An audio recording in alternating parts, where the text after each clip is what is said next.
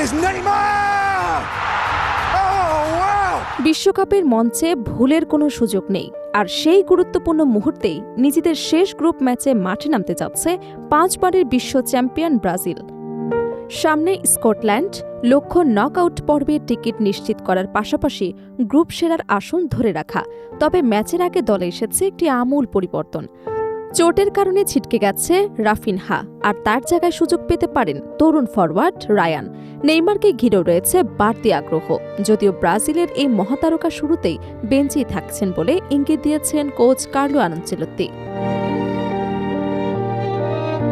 Group পর্বের শেষ ম্যাচে স্কটল্যান্ডের মুখোমুখি হবে ব্রাজিল। যুক্তরাষ্ট্রের মায়ামির হার্ড রক স্টেডিয়ামে বাংলাদেশ সময় বৃহস্পতিবার ভোর 4টায় শুরু হবে ম্যাচটি। শুধু দ্বিতীয় রাউন্ডে ওঠাই নয়, গ্রুপ সি এর শীর্ষস্থান নিশ্চিত করাই সেলোসাউদের লক্ষ্য। প্রথম ম্যাচ মরক্কোর সঙ্গে হতাশাজনক ড্র করার পর দ্বিতীয় ম্যাচে হাইতিকে 3-0 গোলে হারিয়ে ঘুরে দাঁড়িয়েছে ব্রাজিল। 2 ম্যাচে 4 পয়েন্ট নিয়ে বর্তমানে গ্রুপের শীর্ষে রয়েছে তারা। সমান 4 পয়েন্ট থাকলেও গোল ব্যবধানে পিছিয়ে দ্বিতীয় স্থানে মরক্কো। গ্রুপ সি থেকে এখনও কোনো দলই আনুষ্ঠানিকভাবে দ্বিতীয় রাউন্ড নিশ্চিত করতে পারেনি। ব্রাজিল, মরক্কো এবং স্কটল্যান্ড 3 দলই এখনও নকআউট পর্বের দৌড়ে রয়েছে। ফলে শেষ ম্যাচগুলো নির্ধারণ করবে কারা জায়গা করে নেবে পরবর্তী পর্বে। ব্রাজিলের জন্য সমীকরণ তুলনামূলক সহজ। স্কটল্যান্ডের বিপক্ষে অন্তত ড্র করলেই শেষ 32-এ জায়গা নিশ্চিত হবে আনচেলত্তির দলের। তবে গ্রুপ সেরা হওয়ার বিষয়টি নির্ভর করবে একই সময়ে অনুষ্ঠিত মরক্কো হাইতি ম্যাচের ফলাফলের ওপর। পয়েন্ট সমান হলে হেড টু হেড, গোল ব্যবধান এবং গোল সংখ্যা বিবেচনায় আনা হবে। এই গুরুত্বপূর্ণ ম্যাচের আগে দলে একটি পরিবর্তন আনতে বাধ্য হয়েছেন ব্রাজিল কোচ। উরুর পেশিতে চোট পাওয়ায় খেলতে পারবে না রাফিনহা। তার পরিবর্তে একাদশে দেখা যেতে পারে 19 বছর বয়সী প্রতিভাবান ফরওয়ার্ড রায়ানকে। সংবাদ সম্মেলনে আনচেলত্তি বলেন, আমরা সেরা দল নিয়েই মাঠে নামব। রাফিনহার বিকল্প নিয়ে আমাদের পরিকল্পনা পরিষ্কার। কোনো ধরনের হিসেব নিকেশ নয়, জয়ের লক্ষ্য নিয়েই খেলতে চাই। অনুশীলনের ডান প্রান্তে রায়ানকে নিয়ে বিশেষভাবে কাজ করেছে ব্রাজিল কোচ। যদিও লুইস হেনরিককেও বিবেচনায় রাখা হয়েছিল, তবে শেষ পর্যন্ত রায়ানকে কোচের প্রথম পছন্দ বলে জানা গেছে।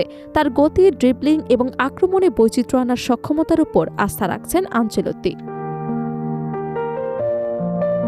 এদিকে ব্রাজিল সমর্থকদের জন্য সুখবর হচ্ছে, স্কোয়াডে ফিরেছেন নেইমার জুনিয়র।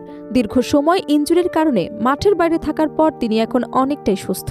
তবে পুরোপুরি ফিট না হওয়ায় তাকে শুরু থেকে মাঠে নামার ঝুঁকি নিতে চাইছে না টিম ম্যানেজমেন্ট।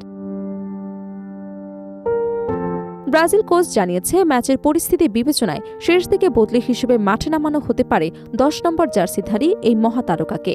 ফলে নেইমারের প্রত্যাবর্তনের অপেক্ষায় থাকা সমর্থকদের জন্য এটি হতে পারে বড় আকর্ষণ। পরিসংখ্যানও ব্রাজিলের পক্ষেই কথা বলছে। ইতিহাসে 2 দল এখন পর্যন্ত 10 বার মুখোমুখি হয়েছে।